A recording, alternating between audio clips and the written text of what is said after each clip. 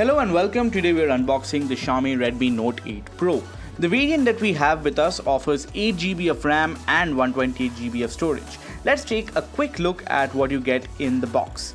The Redmi Note 8 Pro is powered by the MediaTek Helio G90T chipset and offers Alexa voice assistant inside.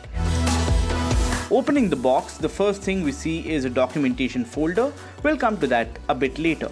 And here's the Redmi Note 8 Pro in my hands. It does look quite good with a glass sandwich design. The color variant you see is the Gamma Green variant. In the box, you get the charging brick. This one tops up the battery with 18 watts of power. There's a USB-C cable that supports fast charging.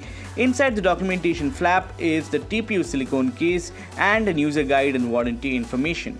The TPU case kit fits quite well with the phone, adding a level of protection to the glass body. So that was a quick unboxing of the Xiaomi Redmi Note 8 Pro. Thanks for watching.